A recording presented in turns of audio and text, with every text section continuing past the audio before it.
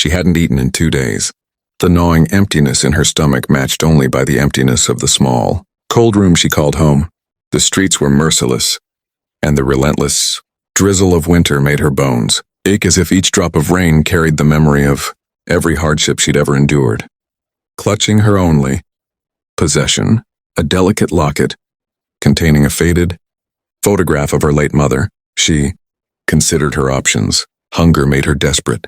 Desperation made her reckless, and recklessness demanded sacrifice. Her trembling hands opened the locket, the tiny photo inside, staring back at her with a ghostly innocence that made her heart ache even more.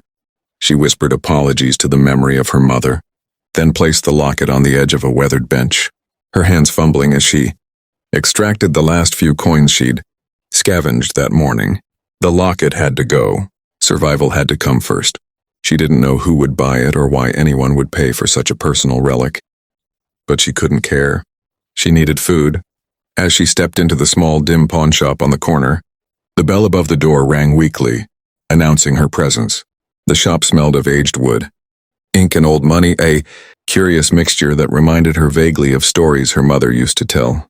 Behind the counter stood a man sharply dressed, with eyes so piercing they seemed to look right through her. He was tall, commanding, but he carried an air of curiosity rather than judgment. She hesitated, gripping the locket like it might vanish if she let go. The man watched her, and something about his silence made her shiver. Finally, she placed the locket on the counter, forcing herself to look away. I need to sell this," she murmured, her voice cracking under the weight of shame. The man leaned closer, examining the delicate chain, the intricate engraving, the worn photograph inside. "Where did you get this?" he asked softly, almost reverently. She hesitated, uncertain whether to reveal the story, unsure if anyone had ever cared about her life enough to listen. "It's mine," she whispered. "It belonged to my mother." His eyes narrowed, scanning the locket with an intensity that made her stomach churn. "Do you know what this is?" he asked, and though his tone was calm, the question felt like a challenge. I don't," she admitted, her voice barely audible. She expected a dismissive shrug, a low offer of a few dollars. What came next stunned her. The man pulled out his phone, typed something quickly, then handed it to her. On the screen flashed an image of a rare historical artifact, a collectible that matched her locket perfectly. Her mouth went dry. "It's priceless," he said, and she felt a flicker of hope and fear intertwining. She left the shop clutching a small envelope of cash, her hunger temporarily sated but her heart heavy, with the knowledge that she had sold her mother's memory. The street seemed darker now, though the city lights flickered, as if mocking her sacrifice. But as she walked, she couldn't shake the feeling of being watched. Shadows seemed to follow her, whispers of the past echoing in every alleyway. That night she curled up under her thin blanket, the money clutched tightly in her hand, unsure if she had done the right thing. Sleep eluded her, dreams replaced by images of her mother's face smiling in disapproval, the locket glinting in the moonlight lost forever. Yet she was alive, and that, for the first time in weeks, felt like a fragile victory. The next morning brought a knock on her door. She opened it cautiously, only to find the man from the shop standing there, his tailored coat immaculate despite the chill of the morning. He looked at her with an intensity that made her step back.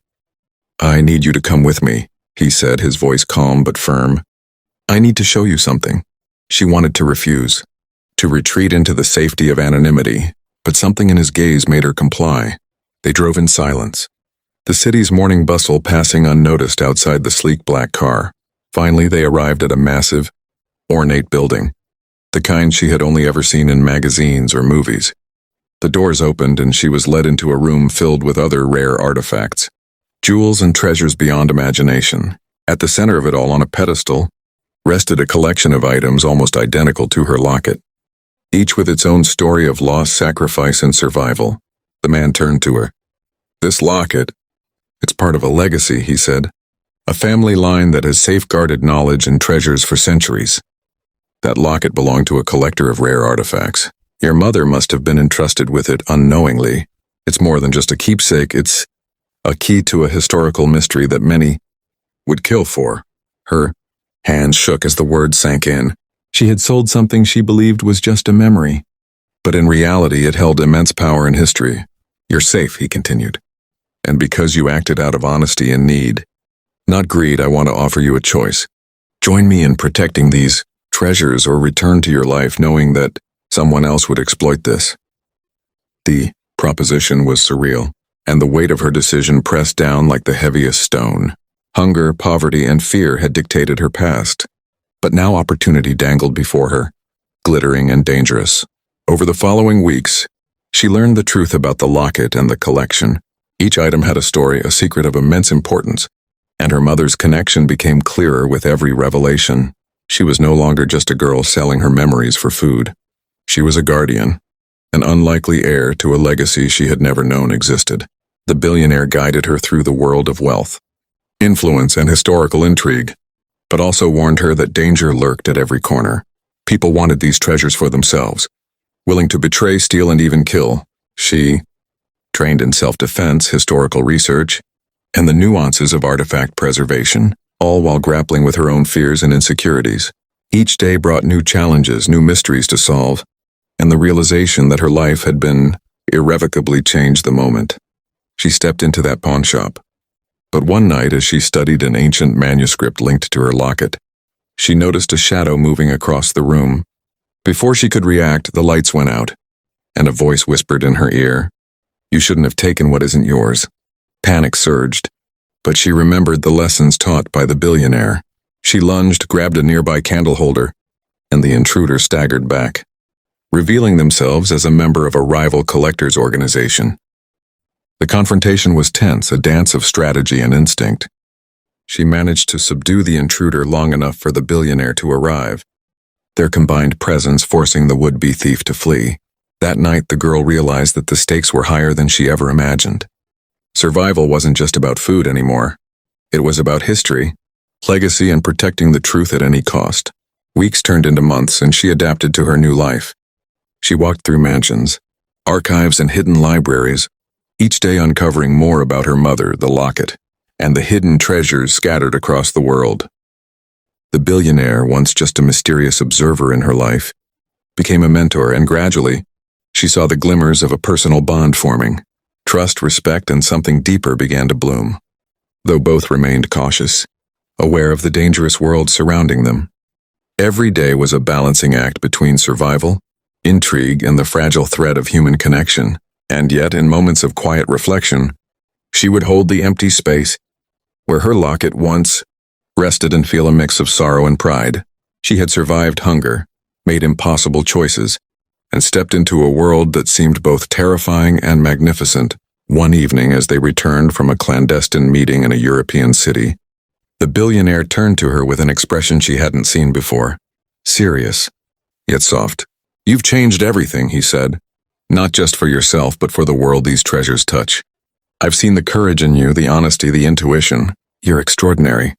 She felt a surge of emotion, warmth that had nothing to do with food or shelter. It was recognition, acceptance, and something akin to admiration. For the first time in her life, she wasn't just surviving, she was thriving. The shadows of hunger, desperation, and loss were still there, but they were no longer chains. They were reminders of how far she had come. And as they looked out over the city skyline from the billionaire's penthouse, she realized that selling her locket had been more than a desperate act.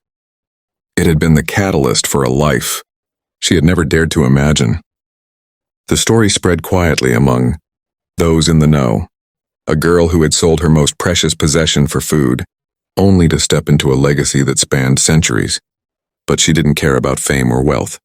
Every artifact she protected, every secret she uncovered, was a tribute to her mother, to the sacrifices made, and to the improbable twist of fate that had brought her to this life. The locket, though gone, had not been lost. It had been a bridge, a key to a world of wonders, danger, and revelation. And as she moved forward, side by side with the billionaire who had seen not just the object, but her heart, she knew one undeniable truth. Sometimes, the most shocking, desperate acts can lead to unimaginable destinies, and survival is only the beginning of the story. The first chapter of her new life had ended, but the story was far from over. Every day presented a choice, every moment a test, and every shadow a potential threat. Yet armed with knowledge, courage, and an unwavering sense of purpose, she faced the future with eyes wide open. The girl who had once sold her only treasure for food had become a force, a guardian of legacies, and a living testament to the idea that even the most desperate act could ignite a chain of events that no one, not even a billionaire, could have predicted. And deep inside, in the quiet moments before sleep, she felt her mother's presence, a whisper of pride and love that had always guided her, reminding her that every sacrifice, every risk, and every moment of fear had led her to this extraordinary path. The second chapter began with a revelation that shook her to the core. Late one night, a confidential message arrived from an international auction house, claiming that the locket she had sold was part of a clandestine network of stolen artifacts. The implications were staggering. The sale had unknowingly placed her in the center of a dangerous web of criminals, collectors, and historical secrets. The billionaire, calm yet visibly concerned, explained that she now had two choices: distance herself from the locket entirely, or join him in recovering the rest of the collection and ensuring it didn't fall into the wrong hands. Hunger, poverty, and fear were replaced by adrenaline, purpose, and peril. Every decision was life or death. She chose to stay, and that decision marked the beginning of a relentless chase across continents, from the dimly lit streets of Istanbul to the ancient ruins of Machu Picchu, as she and the billionaire navigated a world where wealth, power, and greed collided. In Venice, they encountered a masked collector who recognized the locket instantly. A tense negotiation ensued, blending diplomacy, cunning, and the threat of exposure. Each artifact they recovered revealed deeper layers of mystery, connecting her mother's past to a lineage of guardianship that spanned centuries. She discovered letters hidden within books, secret compartments in statues, and encrypted journals, all pointing to the existence of a legendary treasure believed lost to time. The thrill of discovery was intoxicating, yet every step carried risk. Assassins, rival collectors, and corrupt officials lurked in the shadows, testing her resolve and forcing her to grow stronger, faster, smarter. She was no longer just a survivor, she was a strategist, a protector, and an indispensable partner to the billionaire, who had become her guide and confidant. The turning point came in the deserts of Egypt, where an ancient map led them to a hidden chamber beneath the sands. As they descended into darkness, torches flickering against the walls covered in hieroglyphics, she realized the depth of the conspiracy surrounding the locket. It was more than a key. It was a symbol of power, knowledge, and forbidden secrets that could alter history. The chamber housed artifacts of unimaginable value, some untouched for millennia. The tension was suffocating. One wrong move could trigger traps, alarms, or the arrival of rival seekers. But she pressed on, guided by intuition, training, and the lessons of hardship that had shaped her from a girl selling a locket for food into a fearless guardian of secrets. When they finally emerged, the treasures secured and the adversaries thwarted, the billionaire turned to her with a rare, genuine smile. "You've proven yourself beyond anything I imagined," he said. "You took the most desperate moment of your life and transformed it into extraordinary courage, insight, and leadership. You didn't just survive, you redefined what it means to protect a legacy." Exhausted yet exhilarated, she realized the journey had transformed her entirely. Hunger, poverty, and despair were memories, replaced by purpose, adventure, and a profound sense of belonging. She understood now that every choice, no matter how small or desperate, carried consequences, opportunities, and revelations. And as she gazed at the horizon, the locket's absence no longer symbolized loss, but the incredible journey that had begun with a single desperate act of survival. Her story became legend among those who knew the secrets of history and wealth.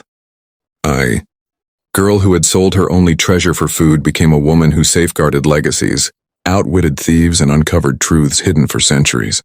She had transformed desperation into power, hunger into insight, and loss into an extraordinary adventure that spanned continents and generations.